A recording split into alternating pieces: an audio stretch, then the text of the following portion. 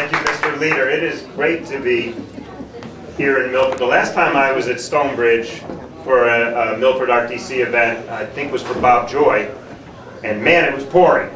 We were right out there. Everybody remember that? Oh, yeah. Holy cow! It's smart that you moved indoors. But when I parked my car and the sun came out, I said, maybe this is going to be a different night. Thank you for your leadership, Senator McKinney. He's done such a terrific job. One thing about there's not many advantages about being in the minority in this Connecticut State Senate, but one that I can think of is that we have less seats to defend, and the Democrats have 22 seats to defend, and we're coming after some of them. We in fact have,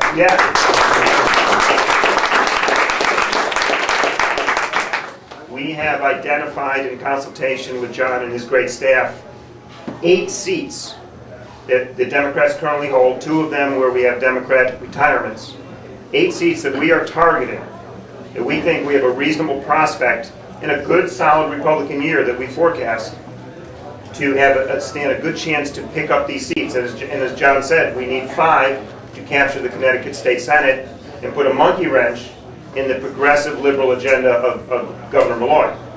And one of those 8 targeted seats is the 14th Senatorial District.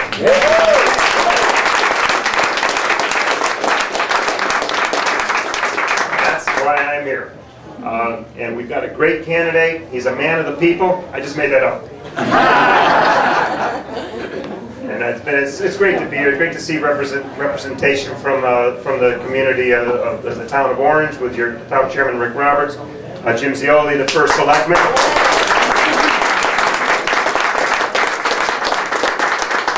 And look, it's great to have unity in the 14th district. I heard about your Senate convention, went well. And pretty much across the board for all our legislative races, we have a couple of primaries floating around out there, but not many. We have unity in the 3rd Congressional District with our candidate Wayne Winsley. Great candidate.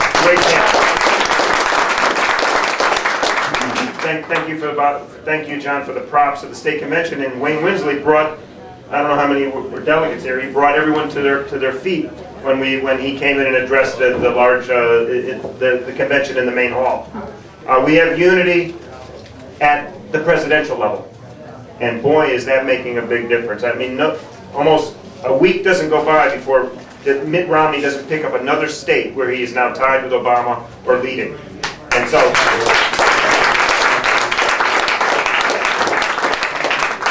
Tonight, I'm sure when you get home, you're going to be watching with great interest where we have Courage on the ballot in Wisconsin against the Imperial Government Unions.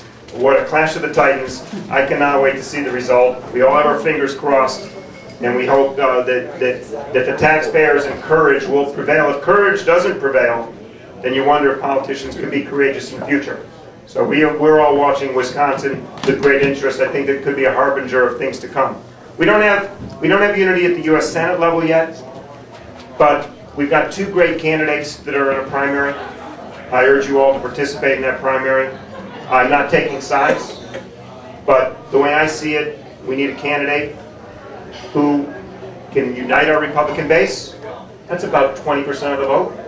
And someone who can attract or appeal to the unaffiliated voters, which is about 45% of the vote. And that's the winning formula.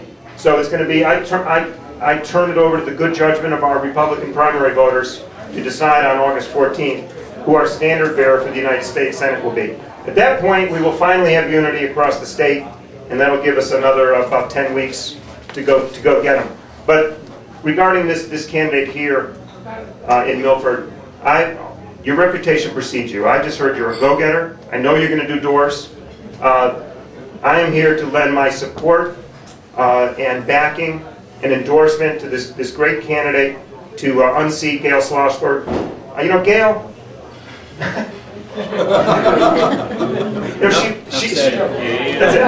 she votes in a clever way, but the bottom line is the one vote I'm concerned with is when the session begins and she votes for Don Williams to continue to be the leader of the Democrat caucus, and he's about as far left as there can be. So, you know, she's going to love retirement. And we have a great candidate here And you're here to help him qualify. Let's face it, he needs to get to $15,000. He's about halfway there. Okay, so we just got to put a little bit more effort in, and he's got almost the requisite number of signatures. Correct. Right, Senator? Yes. And if we qualify, we're on an even level playing field with the incumbent. And I know he's going to crisscross this district of Milford and Orange and West Haven, and now a little bit of Woodbridge. Yes, sir. Okay, and that's what it takes. He has promised me he's going to put the work in, and I'm going to urge all you to match that work that this great candidate's going to put in. And let's let him address all of you right now. The next senator from the 14th Senatorial District, Mike DeGrego.